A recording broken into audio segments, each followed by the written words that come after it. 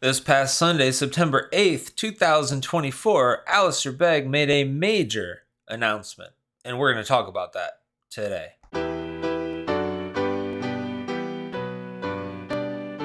Welcome to Truth Transforms. My name's Adam Markley, and yes, Alistair Begg is back in the news in Christendom. Alistair Begg, a Bible teacher and pastor of Parkside Church, has pastored that church for nearly 50 years, and he has been known as a faithful expositor of the Word for quite some time. He certainly has a ministry that impacts many. It has impacted millions. He's got a massive social media following. I covered some events that occurred back in January of this year, just 7 months ago, and if you want to be familiarized with those events, then you would go back and you would watch those. I can link those below, but this is not about that, although is it about that? Alistair Begg had announced that he's going to retire. He's going to resign in some time, and we'll show you. I'll play the video here. So why don't we just dive into the video, see what he has to say, and provide some commentary. He has announced that he's going to retire, and that is something that he says is unrelated to this. And so, okay, that's good if it is unrelated. And we certainly wish him well, of course, and we want to do that. There are some things that are odd, and I don't want to do any sinful speculation, but there are observations that are worth making. So let's go ahead and watch this and go from there. In the last few weeks, I have informed the elders of the church of my decision to relinquish my role as the senior pastor here at Parkside. Not tonight, not tomorrow night, and not for 12 months of nights. But on the 14th of September, 2025, God willing, I will make it that long. I say God willing, and I said to them, no later than, in case they would like to get rid of me sooner than, in which case I'm open, but it's not my plan. Why do this? Well, that particular day will be 50 years since I began with Derek Prime at Charlotte Chapel. It will be 49 years since I was ordained to the gospel ministry, and it will be 42 years from the time that Sue and I had the privilege of beginning ministry here at what was then the chapel in Beechwood. Okay, I heard the 50 earlier, and I mixed up. It's not going to be 50 years since he began pastoring, but 42 years since he began at Parkside Church. This is interesting timing, and he goes on and he talks about it. I don't necessarily know that was a joke as to what he said regarding the elders. It seems that maybe there was some pushback regarding his encouragement of this grandmother to attend this homosexual wedding and indeed then endorse that marriage. That's what attending a wedding does. It endorses a marriage. And there was quite the controversy from that. And it's sad to have to end your pastoral ministry with that kind of hovering over you. But that is the situation that he had put himself in, and that is the situation that he kept himself in by doubling down and tripling down on that issue. But certainly we want to give honor to his faithful ministry, and I think it's a great thing that he is stepping down at this time. It sounds like it very well could be something that was highly encouraged by the elders. That's just kind of what it sounds like. I took a leaf from Derek's book in that, although I was not with him, I recalled that when he made the congregation aware of the fact that he would be stepping down, he did so 12 months in advance. And he did that for the same reason that I've chosen to do it. Number one, to make it clear that this decision is not precipitous. It's not driven by anything of which I am personally aware other than my ambition to pass the baton, as you say, baton we say, or no, we say baton, but to pass it safely into the hands of my successor. And also to give us time to adjust to the prospect of and to prepare in a timely way for what this transition will mean. It also gives me time to prepare for a future that doesn't involve coming to this pulpit. That will be a strange future. I will not retire from Christian ministry. God willing, again, I will have opportunities as time and interest and health enables me to be involved in various places and things, certainly to be more committed and more involved at Truth for Life when I don't have the responsibilities and privileges here. You should also know that Susan and I have come to this decision together, and also with the affirmation of our children. I could perhaps explain to you that since the 40th celebration, many people have asked me, so what are you going to do now? And I said, well, I only know one thing to do, so I just keep going.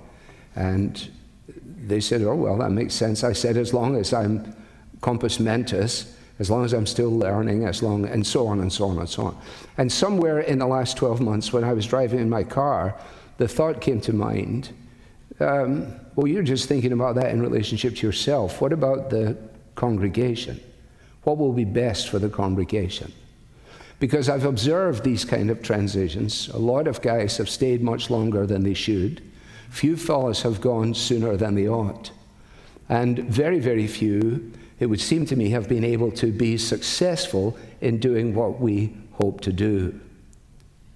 We're not... I agree 100% with what he's saying.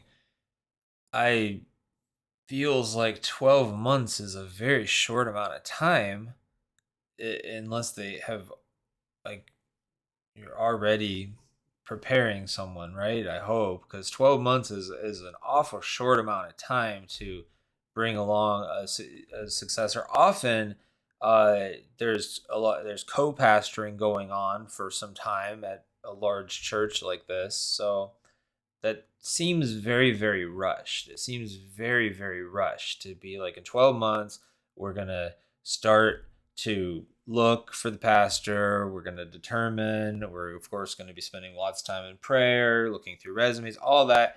And then we're going to, bring someone along board. Realistically, and of course, it really should be an elder in most cases if churches are...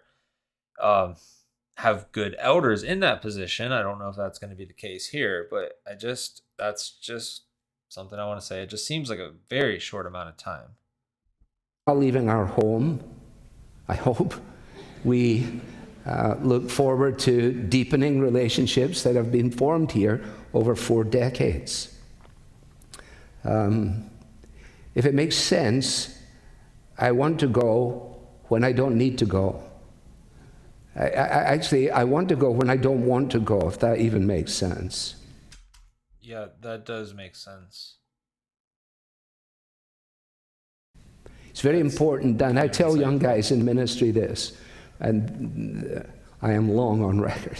I tell them, I'm not jaded, I'm not frustrated, I'm not disappointed, I'm not disgruntled, I'm not disillusioned. None of the above. In fact, I'm jealous for the opportunities that now fall to the men that follow me. If it were possible to rewind, if I could have it all over again, I don't mean go for another 42 years, but if I could restart and do a better job under God and enjoy the privileges that I've known, I would start.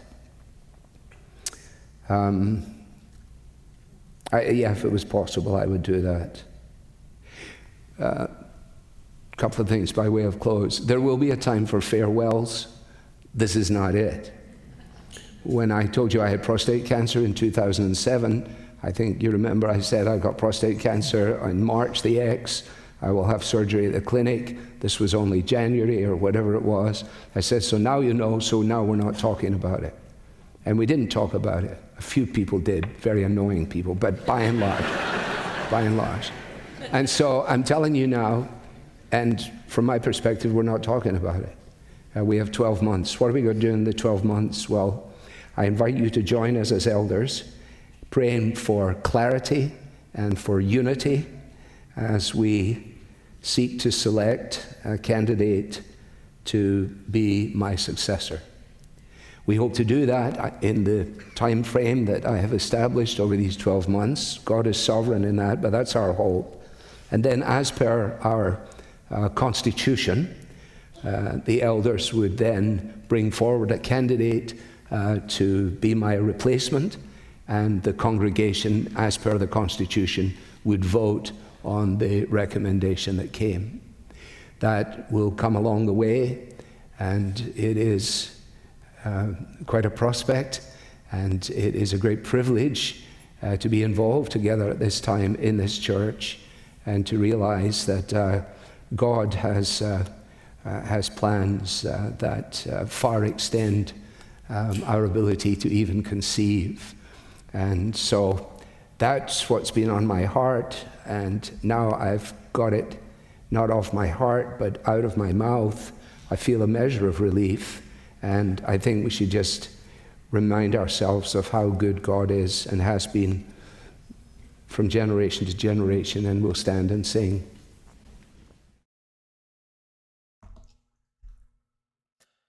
Well, that's the news. So I think we should pray for him, and cancer is another thing that is certainly looming over him. I'm not sure about exactly the status of that, but in the last few weeks, few articles and that give insight to that. When's this? 2016. Even though cancer has deteriorated my husband on the outside, that may not be him at all.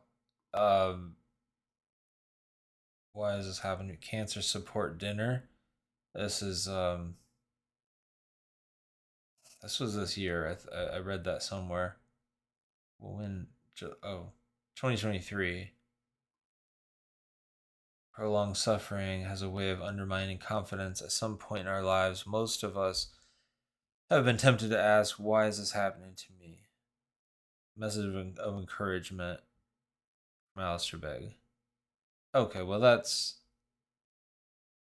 not necessarily for his cancer.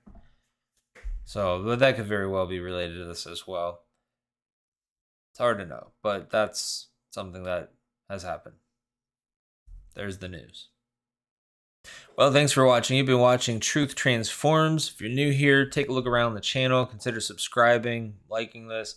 And I've got a free gift for you if you are new, for some encouragement during this time, during the tough time that we live in as of now. It is called Lessons in Philippians, and you can get that by going to www.preachingforgodsglory.org/gift. That's preachingforgodsglory.org/gift.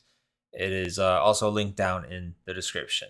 God bless you all. See you in the next video. Don't forget about all those videos down below as well. God bless.